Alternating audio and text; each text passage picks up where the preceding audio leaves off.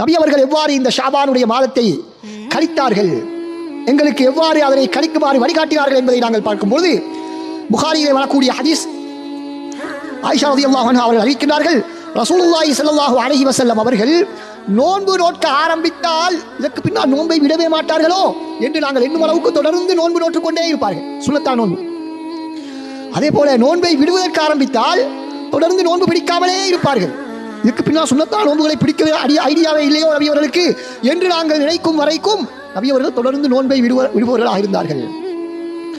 ஆனால் ஷாபானுடைய மாதம் இருக்கிறதே, அதிலேதான் ரசூலுல்லாஹி ஸல்லல்லாஹு அலைஹி வஸல்லம் அவர்கள் ஏனைய எல்லா மாதங்களையும் விட அதிகமான நோன்பு நோக்கக்கூடியவர்களாக இருந்தார்கள்.